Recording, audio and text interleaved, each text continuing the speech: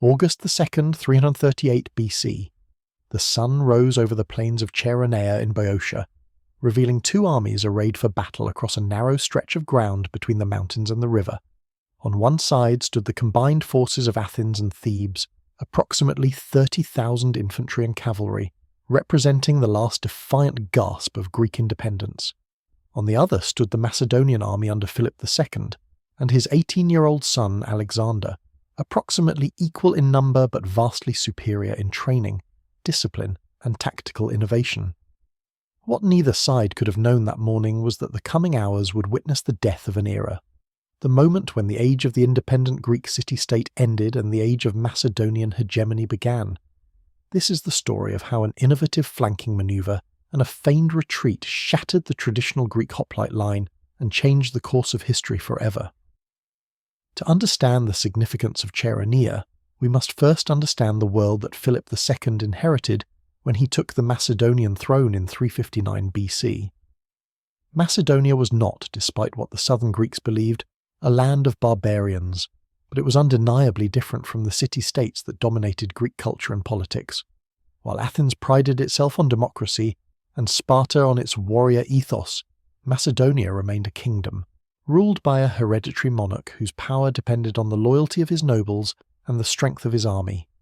Prior to Philip, Macedonia had been weak, fractured, frequently invaded by tribal peoples from the north and manipulated by the powerful city-states to the south. Historian Paul Anson has described the history of pre-Philip Macedonia as one of frequent invasion and interference, a study in survival rather than conquest. Philip changed everything. His transformation of Macedonia from a peripheral kingdom into the dominant power in the Greek world is one of ancient history's most remarkable achievements, and it began with military reform.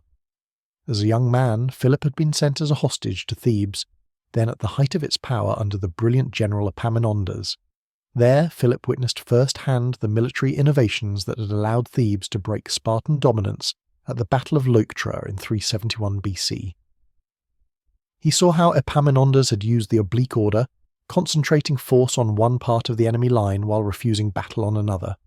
He saw how the Theban phalanx, when properly commanded, could punch through enemy formations that should have been impregnable.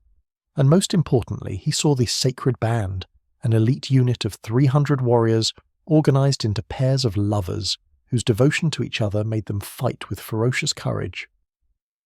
When Philip returned to Macedonia and took the throne, he set about creating something unprecedented, a professional standing army that could match and exceed anything the Greek city-states could field. The centerpiece of Philip's military revolution was the sarissa, a pike that measured between 13 and 21 feet in length, roughly twice as long as the traditional Greek spear. This weapon transformed the Macedonian phalanx from a formation similar to other Greek armies into something entirely new. With 5 ranks of pike points projecting beyond the front line, the Macedonian phalanx created a wall of steel that was virtually impenetrable from the front. Ancient sources describe enemies facing this formation with a mixture of awe and terror. The sheer reach of the sarissa meant that opposing soldiers armed with shorter spears or swords could be killed before they ever got close enough to strike back. But the sarissa came with significant disadvantages. It required 2 hands to wield, meaning Macedonian soldiers carried only a small shield strapped to their left arm, far smaller than the large aspis shield of the traditional Greek hoplite. This made them more vulnerable individually, though the overlapping pike points provided collective protection. More significantly, the sarissa phalanx was far less flexible than traditional formations. It required extensive training to maintain cohesion, especially when advancing over uneven ground. A gap in the phalanx line could be catastrophic, allowing enemy troops to penetrate and attack the vulnerable soldiers from the side or rear. The sarissa phalanx was an all-or-nothing weapon, devastating when properly employed but vulnerable if its formation broke. Philip understood these limitations perfectly. His genius was not in creating the sarissa phalanx alone, but in integrating it into a combined arm system that maximized its strengths while protecting its weaknesses. The phalanx served as the anvil, holding enemy infantry in place with its wall of pikes. Meanwhile, the companion cavalry, elite horsemen drawn from the Macedonian nobility and equipped with shorter lances called zistons, served as the hammer, striking at weak points in the enemy line or exploiting gaps that developed during battle. Protecting the flanks of the phalanx were the hyperspists, elite infantry who carried traditional hoplite equipment and could respond more flexibly than the pike-armed phalangites. On the left wing, Thessalian cavalry provided additional mobile striking power. This was not just an army. It was a precision instrument, each component designed to work in concert with the others. Philip drilled his soldiers relentlessly. Unlike the citizen militias of the Greek city-states, who trained occasionally and fought only when their city called them to war, Philip's soldiers were professionals who trained continuously and campaigned every year. By the time of Chaeronea, Philip's veterans had been fighting almost constantly for 2 decades. They had conquered tribal kingdoms to the north, subdued cities on the Chalcidice Peninsula, defeated the Illyrians in the west, and campaigned throughout Thrace. They knew their weapons intimately. They understood how to maintain formation under pressure, and crucially, they trusted their king and their commanders implicitly, knowing that Philip's tactical genius had brought them victory after victory. The road to Chaeronea began years before the battle itself. After ending the Third Sacred War in 346 BC, Philip had secured a seat on the Amphictyonic Council, the religious league that controlled the sanctuary at Delphi. This gave him legitimacy in the Greek world, transforming him from a barbarian interloper into a recognized player in Greek politics. But it also alarmed many in southern Greece, particularly in Athens, where the orator Demosthenes saw Philip's growing power as an existential threat. Demosthenes' speeches against Philip, known as the Philippics, are masterpieces of rhetoric, painting the Macedonian king as a barbarous tyrant bent on destroying Greek freedom.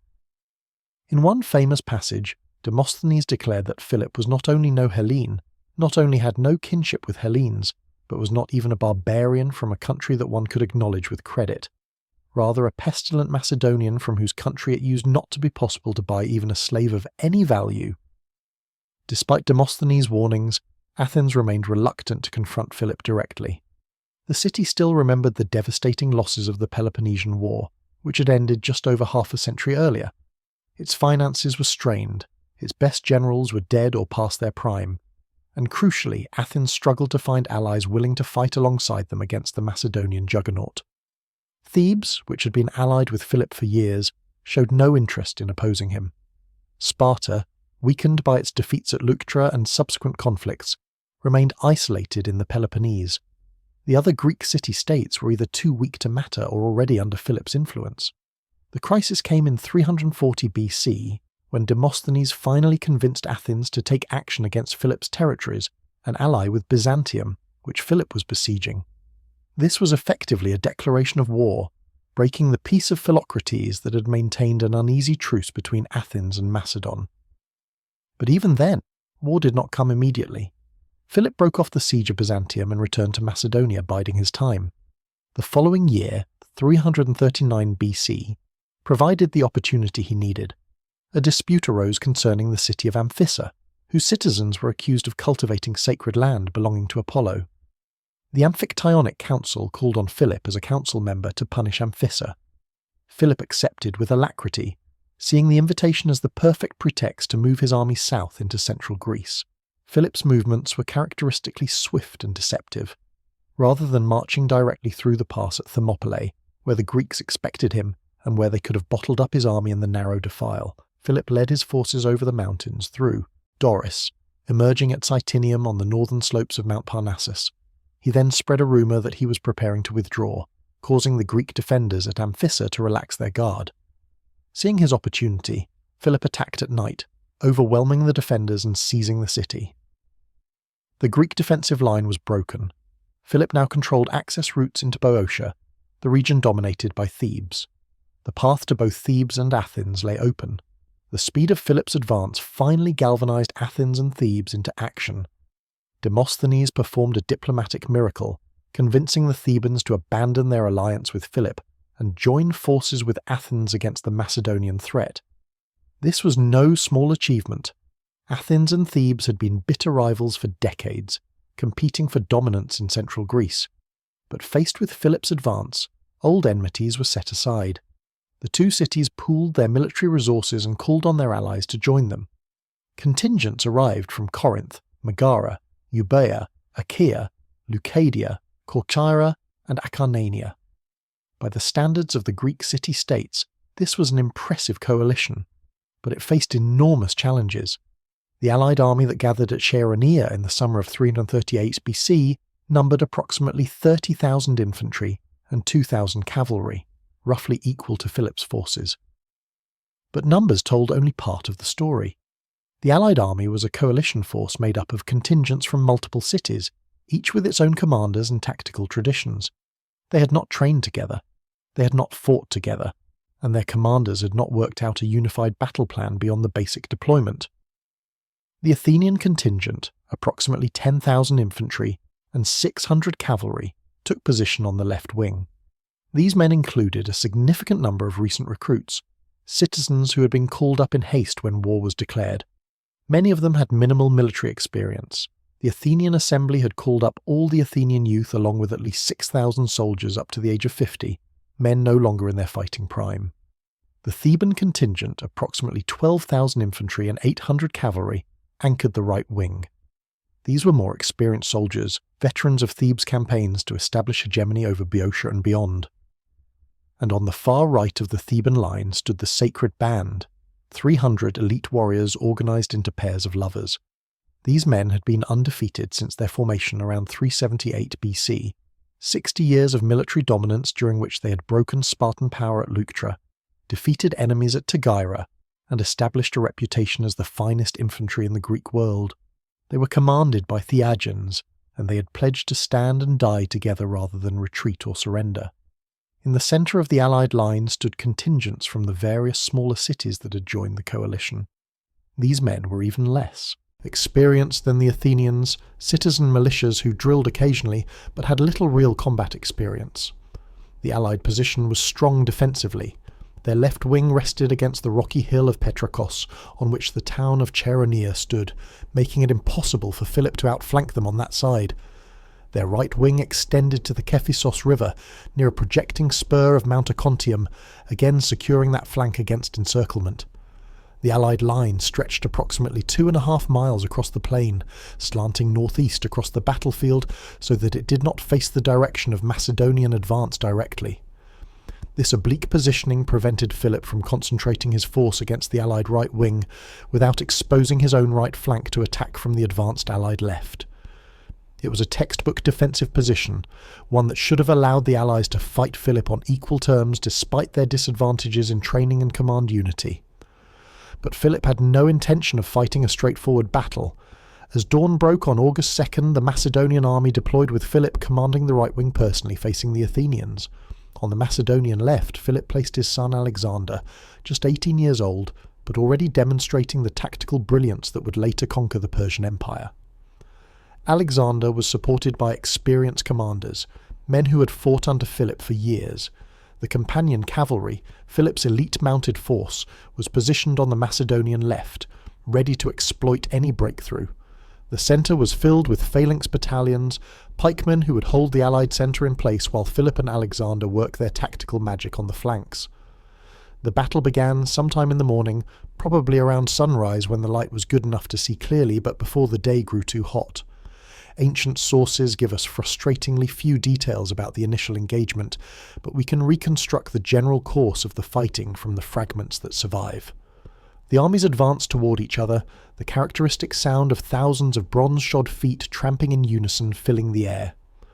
The Macedonian phalanx presented a terrifying sight as it approached, 5 ranks of pike points bristling forward, creating a steel hedge that seemed to extend infinitely. The Greek hoplites, armed with spears only 6 to 8 feet long, could see immediately that they would be outranged dramatically. To close with the enemy, they would have to push through that forest of pikes, taking casualties the entire way. The clash when it came was brutal. The pike point struck first, stabbing at the faces and necks of the Greek hoplites before they could get close enough to strike back. But the Greeks were not helpless. If they could get past the first rank of pikes, the sarissa became less effective in close combat. Greek hoplites trained to fight at close quarters with spear and sword, using their large shields both defensively and offensively, bashing opponents to create openings for their weapons. The battle devolved into what one ancient source described as push of pike, a grinding, exhausting contest where neither side could gain decisive advantage through frontal assault alone. This was exactly what Philip wanted. While the centre ground into stalemate, Philip began executing his plan on the right wing. Ancient sources, particularly Polyaenus and Frontinus, describe Philip's tactic in detail. He engaged the Athenians aggressively at first, but then began a gradual, controlled retreat. This was not flight or panic. It was a calculated maneuver executed by professional soldiers who trusted their commander and maintained perfect formation even while moving backward. To the inexperienced Athenians, it looked like victory. Their line began to advance, eagerly pursuing what they believed was a beaten enemy. The Athenian general Stratocles, caught up in the apparent success, shouted to his men words that would become infamous in Greek military history: "We will pursue them to the heart of Macedonia itself." The Athenians pressed forward enthusiastically, abandoning their strong position on the rocky ground near Chaeronea and moving onto the flatter plain. As they advanced, their formation began to stretch and lose cohesion. The men in front moved faster than those behind. Gaps appeared in their line, and crucially, as the Athenian left wing moved forward, it pulled away from the Allied centre, creating a space between the different contingents of the coalition army. Philip continued his retreat, but not randomly. He was pulling the Athenians away from their advantageous position and toward ground of his choosing. Ancient sources suggest he retreated approximately half a mile, all the while maintaining the phalanx in perfect formation, the rear ranks moving backward in lockstep while the front ranks kept their pikes pointed at the pursuing enemy. This kind of manoeuvre was extraordinarily difficult, requiring the kind of training and discipline that only Philip's professional soldiers possessed. A citizen militia attempting such a retreat would have collapsed into chaos, but Philip's veterans executed it flawlessly, step by disciplined step. Then Philip judged the moment was right. The Athenians were tired from their pursuit, their formation was disordered, they had moved away from their supporting units in the Allied centre, and they were now on ground where Philip's superior training and tactics could be fully employed. Philip gave the signal. The Macedonian right wing stopped retreating. The phalanx locked shields, levelled pikes, and surged forward with devastating force. The Athenians, caught completely off guard, tried to halt their advance and reform their line, but momentum and discipline were now entirely with the Macedonians. The wall of sarissa points crashed into the Athenian line with overwhelming violence. What followed was a massacre.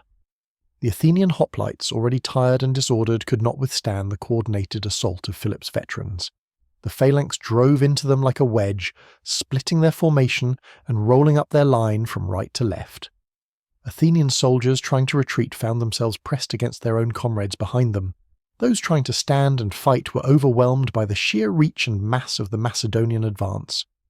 Ancient sources record that more than 1,000 Athenians died in the fighting, with another 2,000 captured.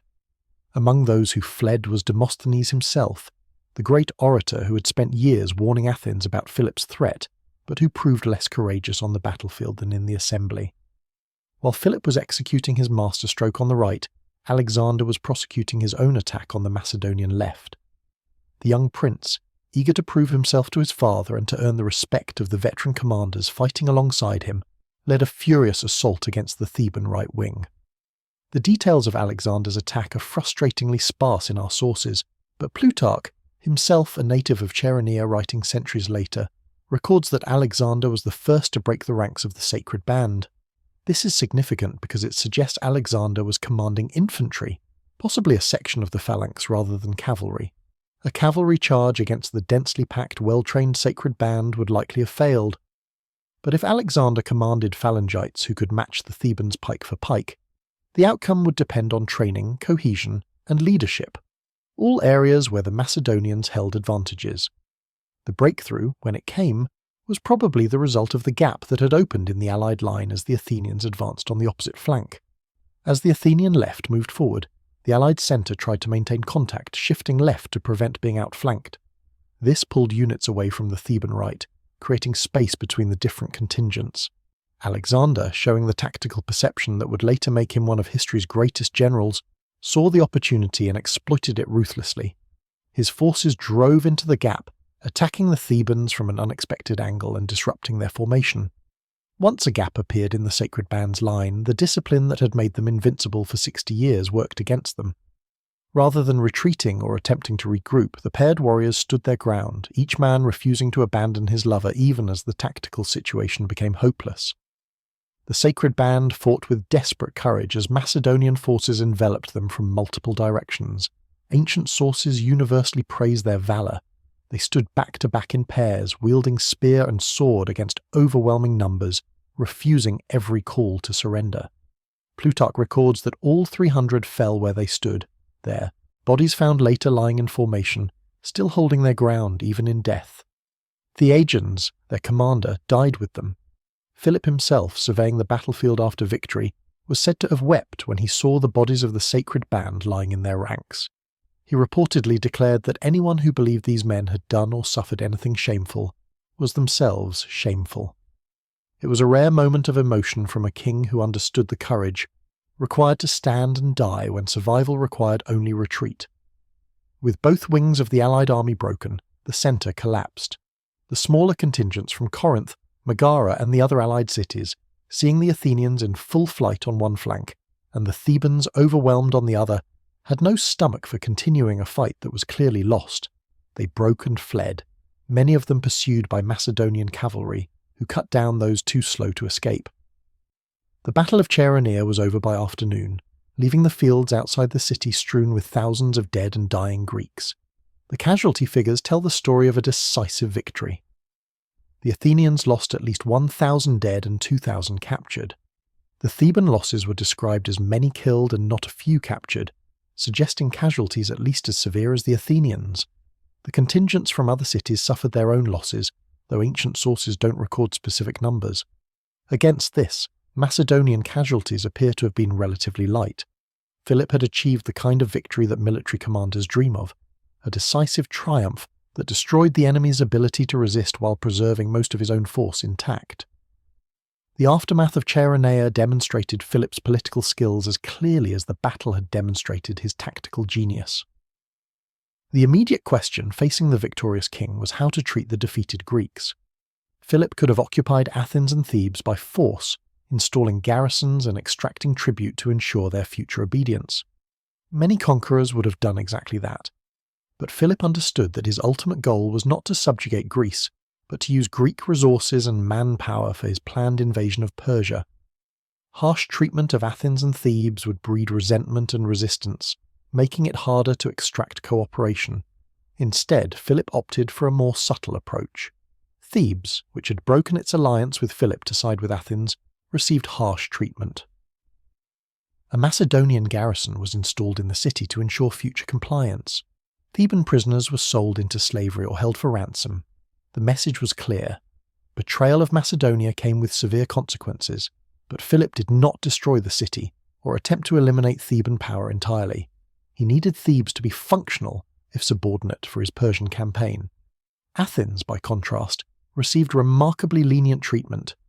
Philip sent Alexander and other high-ranking officers to the city, bearing peace terms that were almost generous. The bodies of Athenian dead were returned with honour. Prisoners were released without ransom. No garrison was installed in Athens. The city retained its democratic government and most of its traditional freedoms. Philip even allowed Athens to keep control of some of its overseas possessions.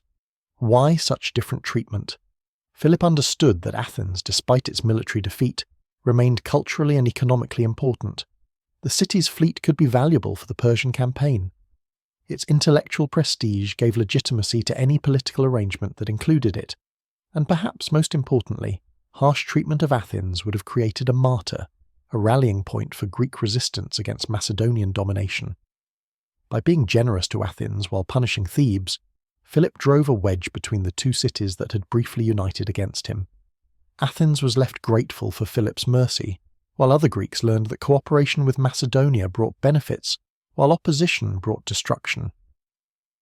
Philip then moved to formalize his control over Greece through the creation of the League of Corinth in 337 BC. This organization brought together representatives from Greek city-states under Macedonian leadership, ostensibly as a voluntary alliance, but in reality as a structure that gave Philip control over Greek foreign policy and military resources. The League's stated purpose was to maintain common peace throughout Greece and to prosecute a war of vengeance against Persia for the invasions that had occurred over a century before. every major Greek city-state except Sparta joined the League. Sparta's refusal was more symbolic than practical, as the former great power no longer had the strength to threaten Macedonian dominance. Philip was now master of Greece, his authority recognised from Thessaly to the Peloponnese, but Philip would never lead the Persian campaign he had spent years preparing. In 336 BC, just 2 years after Chaeronea, Philip was assassinated at his daughter's wedding by a disgruntled bodyguard named Pausanias. The exact motives for the assassination remain disputed by historians, with theories ranging from a personal grudge to a Persian-sponsored plot to a conspiracy involving members of the Macedonian court. What is certain is that Philip's death left Alexander, now 20 years old, in control of Macedonia and its newly acquired Greek possessions. Many in Greece saw this as an opportunity to break free from Macedonian control. Thebes in particular revolted in 335 BC, gambling that the young and untested Alexander could not maintain his father's achievements. It was a catastrophic miscalculation. Alexander marched on Thebes with overwhelming force, captured the city after a brief siege, and made an example of it that shocked the Greek world. Thebes was razed to the ground, its population sold into slavery, its territory distributed among neighbouring cities. Only the house of the poet Pindar and the city's temples were spared. The message was unmistakable. Alexander might be young, but he would not tolerate rebellion. With Greece secured, Alexander turned to his father's unfinished business. In 334 BC, he crossed into Asia Minor at the head of an army that included both Macedonian troops and contingents from the Greek city-states, beginning the conquest that would take him to Egypt, Persia, and ultimately India. The military system Philip had created, the Sarissa phalanx working in combination with heavy cavalry and supporting infantry, proved devastating against every enemy Alexander encountered. The Persian Empire, which had dominated the ancient world for 2 centuries, fell before Alexander's advance in less than a decade. Cities that had never been conquered were stormed. Armies that outnumbered Alexander's forces several times over were destroyed in battle. By the time Alexander died in 323 BC at the age of 32, he had conquered more territory than any previous commander in history, creating an empire that stretched from Greece to India. But none of this would have been possible without Chaeronea. The battle represented far more than just a Macedonian victory over Athens and Thebes. It marked the end of the Greek city-state system that had dominated politics and warfare for centuries. Since the time of the Persian Wars, individual city-states had competed for hegemony over Greece, with Sparta, Athens and Thebes each achieving temporary dominance before being displaced by rivals. These cities were rich in culture, producing the philosophical, literary and artistic achievements that we still study today. But they were also fractious and competitive, unable to unite even in the face of existential threats.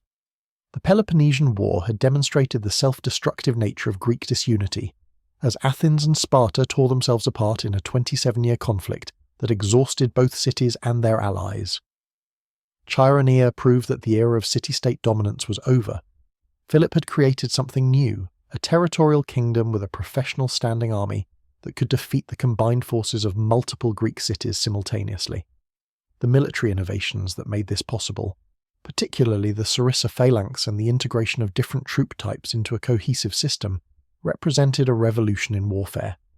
The old Greek style of fighting, based on heavily armoured hoplites pushing against each other with relatively short spears, was obsolete. The long Macedonian pike gave such a significant advantage in reach that traditional hoplites could be killed before they ever got close enough to strike back. And the Macedonian system of using the phalanx as an anvil, while cavalry acted as a hammer, allowed for tactical flexibility that citizen militias could not match. The battle also demonstrated the importance of training and professionalism in military affairs. The allied Greek forces at Chaeronea were not cowards. They fought bravely, particularly the Sacred Band, which literally died to the last man rather than retreat. But courage alone was not enough against Philip's veterans, who had been training and fighting together for years.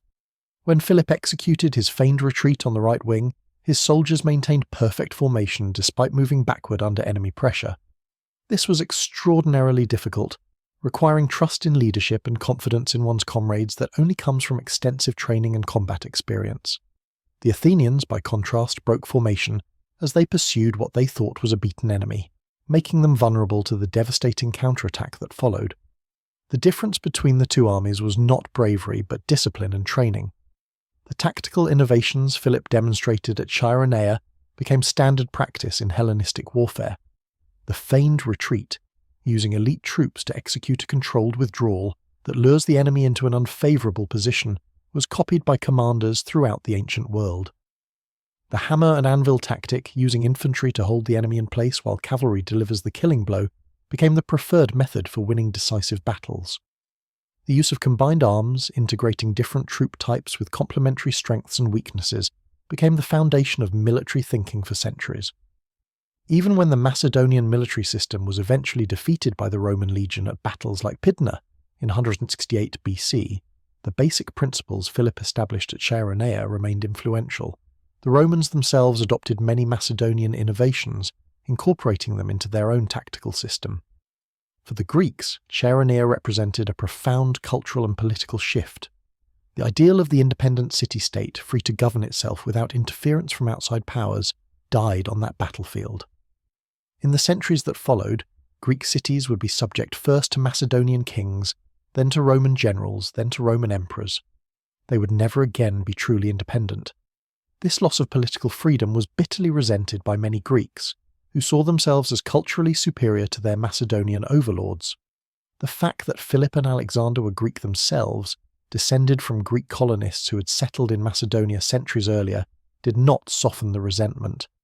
Southern Greeks continued to view Macedonians as semi-barbarian northerners who had conquered through brute force rather than cultural merit. Demosthenes' speeches against Philip, with their emphasis on Macedonian barbarism, reflected a genuine Greek belief that they were being subjugated by inferiors. Yet from a broader historical perspective, Macedonian conquest opened new possibilities for Greek culture. Alexander's conquests spread Greek language, art, philosophy, and political ideas across the known world, creating what historians call the Hellenistic period. Greek became the lingua franca of the Eastern Mediterranean and Middle East. Greek cities were founded as far east as Afghanistan. Greek philosophical schools established branches in Alexandria, Antioch, and other major cities. The fusion of Greek and Oriental cultures produced remarkable achievements in art, literature, science, and mathematics. None of this would have occurred without Philip's victory at Chaeronea, which gave Macedonia the resources and legitimacy needed to launch Alexander's conquests. In that sense, Chaeronea was not just the end of Greek independence, but also the beginning of Greek cultural dominance across a far larger area than the city-states had ever controlled. The physical evidence of Chaeronea still exists today.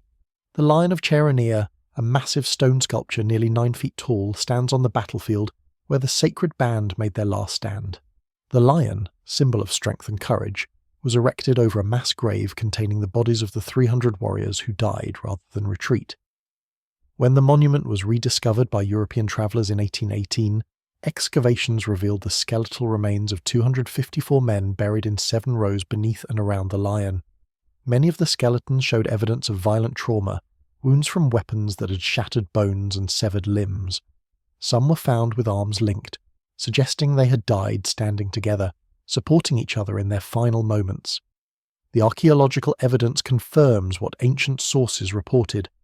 The sacred band fought to the death, refusing to surrender or flee even when their tactical position became hopeless.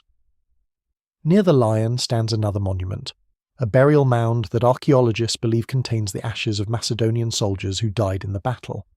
Though far fewer Macedonians died than Greeks, Philip honoured his fallen warriors with proper burial, a recognition of their service and sacrifice. The presence of both monuments, Greek and Macedonian, standing near each other on the same battlefield, serves as a reminder that Chaeronea was not simply a story of good versus evil or freedom versus tyranny. It was a clash between two military systems, one obsolete and one revolutionary, between a fragmented political order and a centralized kingdom, between the past and the future.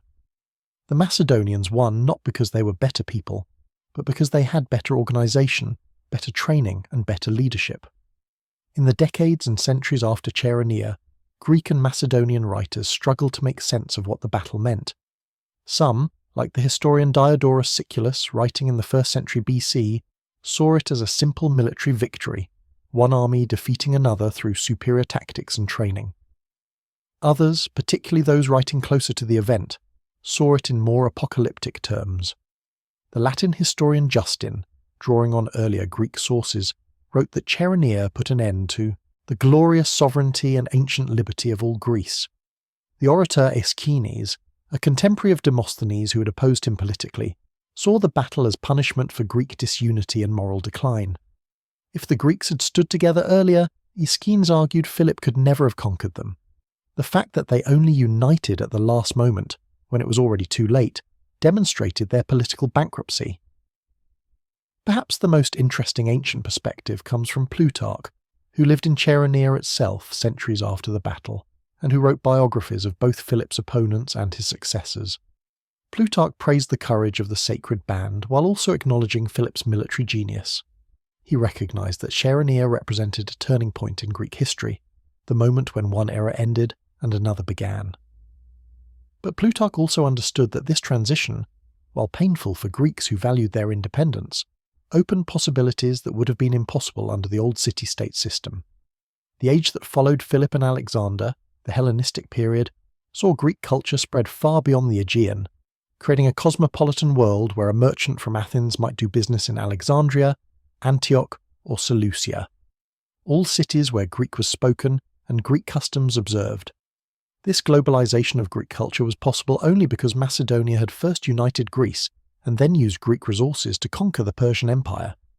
Modern historians continue to debate the significance of Chaeronea and the Macedonian conquest of Greece. Some emphasize the military innovations Philip introduced, seeing him as one of history's great generals who revolutionized warfare in ways that influenced military thinking for centuries. Others focus on the political and cultural consequences, the end of the independent city-state, and the beginning of territorial monarchies that would dominate the Mediterranean world until the rise of Rome. Still others examine the battle from a social and economic perspective, noting that Macedonia's victory represented the triumph of a centralized, resource-rich kingdom over smaller, financially constrained city-states that could not match its military investment. All these perspectives contain truth. Chaeronea was simultaneously a military masterpiece, a political watershed, and an economic triumph, demonstrating that success in the ancient world required excellence in all three domains. What cannot be disputed is that Chaeronea changed everything. Before the battle, the Greek world was fragmented, divided among numerous city-states that competed with each other for influence and resources. After the battle, Greece was united under Macedonian leadership, its resources and manpower directed toward the conquest of Persia. The military system Philip created, combining the Sarissa phalanx with heavy cavalry and supporting troops, proved devastatingly effective against every enemy it encountered, from Persian imperial armies to Indian war elephants. The tactical principles Philip demonstrated at Chaeronea, particularly the use of feigned retreats and flanking maneuvers to disrupt enemy formations, became standard practices in Hellenistic warfare, and the political structure Philip established, the League of Corinth, provided a model for later rulers seeking to control multiple cities and territories through a combination of force and legitimacy. August 2nd, 338 BC, was not just another day in ancient Greek history. It was the day the world changed. The Hoplite line, that symbol of Greek military prowess that had defeated the Persians at Marathon and held the pass at Thermopylae, collapsed under the coordinated pressure of Macedonian pikes and cavalry. The sacred band, undefeated for 60 years and representing the pinnacle of Greek warrior culture, died to the last man on ground of its choosing. The Athenians, who had saved Greece from Persian conquest and created the philosophical and cultural achievements that defined Greek civilization, were routed from the field and forced to accept terms from a king they considered semi-barbarous. All the military, political and cultural assumptions that had governed Greek life for centuries were overturned in a single afternoon of brutal combat. The age of the independent city-state was over. The age of Macedonian hegemony had begun. And it all happened because a Macedonian king understood that wars are won not by courage alone but by superior tactics, better training, and the ability to coordinate different military forces into a unified system that was greater than the sum of its parts. The Hoplite line had held for centuries, but at Chaeronea it finally collapsed, and with it fell an entire world. The psychological impact of Chaeronea on the Greek consciousness cannot be overstated.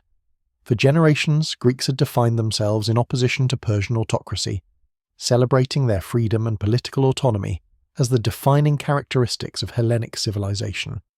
The great tragedian Aeschylus, who had fought at Marathon, chose to have inscribed on his tombstone not his achievements as a playwright, but simply that he had fought against the Persians. The historian Herodotus structured his entire narrative around the conflict between Greek freedom and Persian despotism. Greek political philosophy, from Plato's Republic to Aristotle's Politics, was built on the assumption that the polis, the independent city-state, represented the natural and superior form of human political organization. Aristotle himself wrote that barbarians, by which he meant non-Greeks including Macedonians, were naturally suited to despotism because they lacked the capacity for self-governance that characterized true Greeks. The defeat at Chaeronea shattered these comfortable assumptions. Greeks discovered that their vaunted freedom had been based not on moral superiority but on the temporary inability of their neighbours to organise effectively against them. Philip had proven that a well-organised kingdom with professional soldiers could defeat the combined forces of multiple city-states simultaneously. The courage that Greeks celebrated in their literature and memorialised in their monuments was insufficient when facing superior tactics and training. Individual valour, the quality that Homer had elevated above all others in the Iliad, meant nothing when your enemy could kill you from beyond the reach of your weapons. The Hoplite ethos, which had dominated Greek warfare since the 7th century BC, celebrating the close-quarters combat where men proved their worth, face to face with the enemy, was rendered obsolete by the long Macedonian pike that killed from a distance. Greek intellectuals struggled to process this new reality. Socrates, the Athenian orator and teacher who had spent decades advocating for Greek unity under a strong leader, initially saw Philip as the fulfillment of his vision. Before Chaeronea, Isocrates had written to Philip, urging him to unite the Greeks and lead them against Persia, precisely what Philip was preparing to do. After Chaeronea, when Philip's dominance was established through military conquest rather than voluntary cooperation, Isocrates fell silent.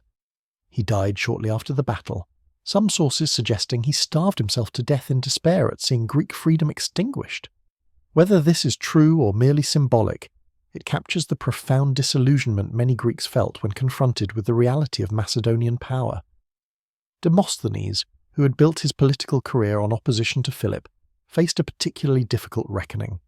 His warnings about Macedonian ambitions had been vindicated, but his prescription for meeting that threat, Athenian military leadership of a Greek coalition, had failed catastrophically. After fleeing the battlefield at Chaeronea, Demosthenes returned to Athens where he had to confront the consequences of policies he had championed. To his credit, Demosthenes did not attempt to shift blame or deny his role in the disaster. Instead, he threw himself into rebuilding Athenian morale and managing the city's relationship with its Macedonian overlords. He was even chosen to deliver the funeral oration for the Athenian dead, a remarkable honour given that his policies had led directly to their deaths. In that speech, unfortunately lost to history, Demosthenes apparently argued that defeat in a noble cause was preferable to submission without resistance, an attempt to salvage meaning from catastrophe. But privately, Demosthenes must have understood that Chaeronea represented the failure not just of Athenian policy, but of the entire Greek political system. The city-states had proven incapable of sustained cooperation even when facing an existential threat. Athens and Thebes had only united at the last moment, after Philip had already seized strategic positions that gave him enormous advantages. Even then, their coalition was fragile, built on temporary necessity rather than genuine trust or shared vision. The contingents from smaller cities fought alongside Athens and Thebes, not out of conviction, but because they feared being on the losing side. This was not the kind of unity that could defeat a kingdom that had been preparing for war for 2 decades. The Greek political system, which produced magnificent art, literature and philosophy, had proven inadequate for the brutal realities of 4th century power politics. The economic dimensions of Macedonia's victory are often overlooked, but were crucial to understanding why Philip succeeded where others had failed. Macedonia possessed resources that the Greek city-states could not match. The kingdom's gold and silver mines, particularly those at Mount Pangaeus, which Philip had captured early in his reign, produced enormous wealth that funded his military reforms and sustained his army during long campaigns. Ancient sources report that these mines generated more than 1,000 talents annually, a staggering sum equivalent to the entire annual revenue of Athens at its height. This wealth allowed Philip to maintain a standing professional army, something no Greek city-state could afford, while Athenian citizens served in the military only when called up and expected to return to their farms or businesses as soon as possible. Macedonian soldiers were full-time warriors who trained continuously and campaigned every year. The economic advantage extended beyond just military spending. Macedonia's population was significantly larger than that of any individual Greek city-state, giving Philip a larger pool of potential soldiers. The kingdom's agricultural productivity, based on the fertile plains of central Macedonia, supported this population without the need for extensive trade networks. Greek city-states, by contrast, particularly Athens, depended on imported grain from the Black Sea region, making them vulnerable to naval blockades and disruptions in trade routes. Philip understood these vulnerabilities perfectly and exploited them ruthlessly. His campaigns in the northern Aegean and around the Hellespont threatened Athenian grain supplies, forcing Athens to divert military resources to protecting merchant shipping. By the time of Chaeronea, Athens had been fighting an economic and strategic war of attrition for years, weakening its ability to resist when Philip finally moved south in force. The different economic models also shaped military effectiveness. Greek city-states relied on citizen soldiers who provided their own equipment and expected to return home after relatively brief campaigns. This system had worked well in earlier centuries when wars were local affairs decided by a single battle, but it was inadequate for the kind of sustained military operations that characterized 4th century warfare. Citizens had farms to tend and businesses to run. They could not afford to campaign for months at a time. Even wealthy citizens who could afford absence from their economic activities grew restless when campaigns dragged on without decisive results. Philip's professional soldiers, by contrast, had no competing economic obligations. War was their job, and they were good at it because they practiced constantly. This professionalism translated directly into battlefield effectiveness, as demonstrated at Chaeronea when Macedonian troops executed complex maneuvers that citizen militias could not replicate. The aftermath of Chaeronea also revealed the limitations of Greek political institutions in adapting to changed circumstances. Athens, despite its lenient treatment by Philip, struggled to accept its new subordinate status. Political factions within the city continued to debate whether to accept Macedonian hegemony or seek opportunities to restore Athenian independence. These debates were often bitter, with politicians like Demosthenes advocating resistance, while others like Aeschines counselled acceptance of reality. The factional conflicts paralysed Athenian policy, preventing the city from developing a coherent strategy for navigating the new political landscape. When Alexander succeeded, Philip and Thebes revolted in 335 BC. Athens wavered, unable to decide whether to support the rebellion or remain neutral. This indecision meant Athens provided no effective help to Thebes, but also appeared disloyal to Alexander, the worst of both worlds. Thebes suffered far worse consequences for its miscalculations. The city's decision to revolt against Alexander immediately after Philip's assassination was based on the assumption that the young and untested king could not maintain his father's achievements. Theban leaders apparently believed that Alexander, facing challenges to his authority in Macedonia itself, and threats from tribal peoples on the kingdom's northern borders, would be too distracted to respond effectively to a Greek revolt. They were catastrophically wrong. Alexander moved with stunning speed, marching south with his army before the Thebans had fully prepared for war. When Theban leaders refused his offer of peace terms, Alexander laid siege to the city with overwhelming force. The siege was brief, but brutal. Macedonian troops breached the walls and poured into the city, joined by soldiers from other Boeotian cities who had old scores to settle with Thebes. The massacre that followed was one of the most horrific events in Greek history. Ancient sources report that 6,000 Thebans were killed in the fighting, with another 30,000 captured and sold into slavery. The city itself was razed to the ground, its houses demolished, its walls torn down, its temples destroyed except for those dedicated to gods particularly revered throughout Greece. The severity of Alexander's punishment shocked the Greek world. Thebes had been a major power for over a century, home to heroes like Pindar and Epaminondas, site of the Cadmea, where according to myth Cadmus had founded one of Greece's most ancient cities. In a matter of weeks it was reduced to rubble and empty ruins. Alexander's message was unmistakable. Rebellion against Macedonian authority would be met with annihilation. The destruction of Thebes was politically calculated to terrify other Greek cities into submission, and it worked perfectly.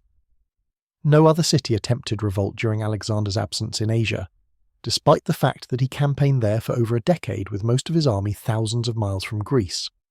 The contrast between Thebes' fate and Athens' relatively gentle treatment after Chaeronea highlights Philip's political sophistication. Philip understood that ruling Greece required a combination of fear and cooperation. Thebes, by betraying its alliance with Philip to side with Athens, had demonstrated that it could not be trusted and therefore had to be controlled through force and intimidation. Athens, which had never been Philip's ally and had consistently opposed him, paradoxically received better treatment because Philip recognized the city's unique value. Athens might be militarily defeated, but it remained culturally prestigious, economically important through its port and trade networks, and diplomatically influential throughout the Greek world. Destroying Athens would have created a martyr and united Greek opinion against Macedonia. By treating Athens generously while crushing Thebes, Philip demonstrated both the rewards of cooperation and the consequences of betrayal, encouraging other cities to choose the former over the latter. The military lessons of Chaeronea reverberated through ancient military thinking for centuries. The battle demonstrated conclusively that the traditional Greek phalanx, armed with relatively short spears and large shields, was obsolete when facing the Macedonian pike phalanx. The reach advantage of the sarissa was simply too significant to overcome through courage or superior armour. Greek military theorists had to grapple with this uncomfortable reality. Some argued that Greek tactics could be adapted to counter the Macedonian system, perhaps by using more mobile light infantry to attack the phalanx's vulnerable flanks, or by employing terrain that prevented the pike formation from deploying effectively. Others argued that Greeks should adopt Macedonian methods themselves, creating their own pike-armed phalanxes and copying Macedonian tactical innovations. In practice, most Greek cities that retained any military independence after Chaeronea did adopt elements of the Macedonian system.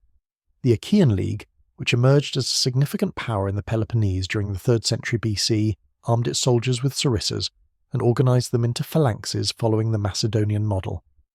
The Aetolian League, dominant in central Greece, focused instead on light infantry and guerrilla tactics, recognizing that their mountainous homeland was unsuited to the dense pike formations that required flat terrain to be effective. But even the Aetolians acknowledged the superiority of the Macedonian system in conventional battle, avoiding pitched battles against Macedonian armies whenever possible, and relying on raids, ambushes, and defensive warfare. The evolution of the phalanx did not end with Philip and Alexander. Hellenistic kingdoms that emerged after Alexander's death, particularly the Seleucid Empire in the east and the Ptolemaic kingdom in Egypt, further refined pike tactics. They experimented with different pike lengths, some as long as 21 feet, creating formations where 6 or even 7 ranks of pike points projected beyond the front line.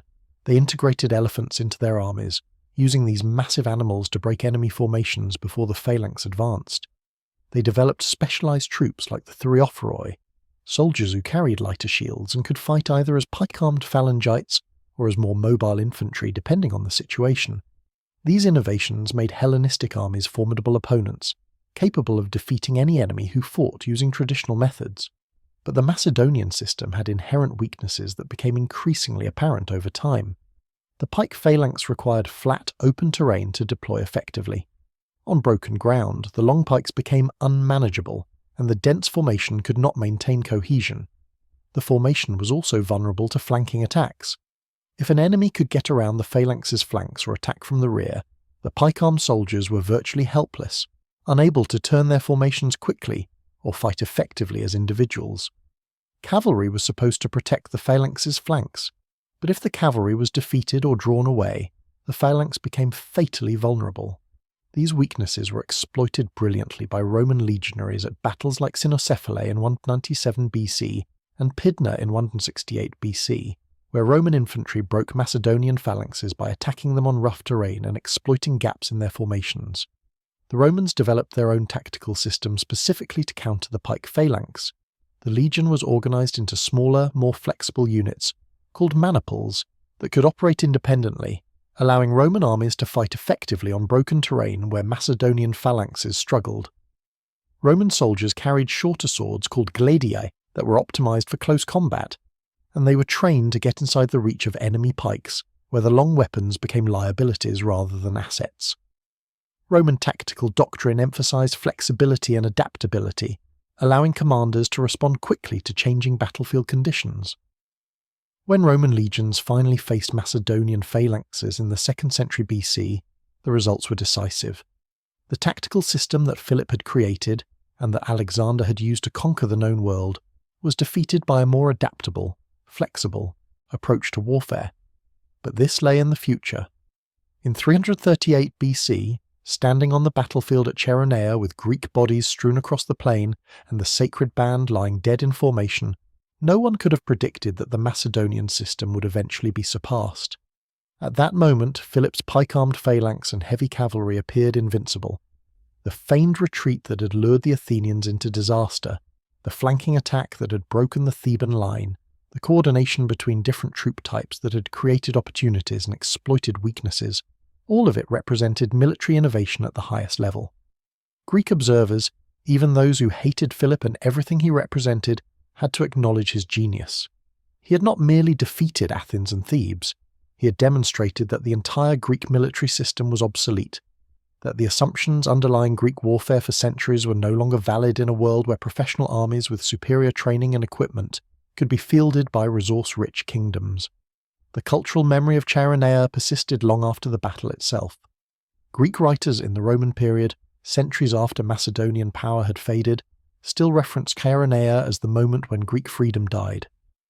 The battle became a symbol of lost independence, a touchstone for discussions about political liberty and foreign domination.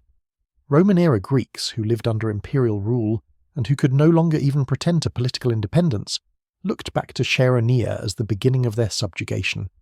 Some blame the battle itself, arguing that if only the Greeks had fought better, or if fortune had favoured them that day, the course of history would have been different. Others blame the political failures that preceded the battle, the inability of Greek city-states to cooperate until it was too late, the short-sighted pursuit of local advantage over collective security. Still others saw Chaeronea as inevitable, the natural consequence of Greek political fragmentation facing a unified kingdom with superior resources and organisation. Modern historians continue these debates, asking whether Chaeronea was inevitable, or whether it represented a contingent outcome that might have been different under other circumstances. Some emphasize structural factors: Macedonia's superior resources, its professional army, the inherent advantages of monarchy over fragmented city-state politics. From this perspective, Chaeronea was merely the moment when long-term trends reached their logical conclusion. Athens and Thebes were doomed regardless of what happened on that particular battlefield, because they could not compete with Macedonia's advantages in wealth, population, and military organisation. Others emphasize contingency and individual agency. Philip's tactical genius, the specific mistakes made by Athenian and Theban commanders, the courage of the sacred band which kept fighting when withdrawal might have saved Theban forces for future battles. From this perspective, Chaeronea could have ended differently if key decisions had been made otherwise. The truth probably lies somewhere between these extremes. Macedonia did have structural advantages that made Philip's conquest of Greece more likely than not. But battles are not determined by structural factors alone. Tactical decisions matter, leadership matters, training and morale matter. On August 2nd, 338 BC, Philip and his army fought better than their opponents. They executed complex maneuvers that required trust, discipline, and skill. They exploited opportunities created by enemy mistakes. They maintained cohesion under pressure. These were not inevitable outcomes, but the results of years of preparation, training, and experience. A different Macedonian king with less tactical ability might have won at Chaeronea simply through superior resources, but the victory would have been costlier and less decisive. A more cautious Greek commander might have avoided the disasters that befell the Athenians and Thebans, potentially prolonging the war even if ultimate Macedonian victory remained likely. What cannot be disputed is the battle's impact on subsequent history. Chaeronea made possible the League of Corinth, which gave Philip control over Greek military resources. The League made possible Philip's planned invasion of Persia, which Alexander inherited and executed after his father's assassination. Alexander's conquests spread Greek culture across the ancient world, creating the Hellenistic civilization that dominated the Eastern Mediterranean and Middle East for 3 centuries. Hellenistic kingdoms preserved Greek language and learning, which later passed to Rome and then to medieval Europe, forming the foundation of Western civilization.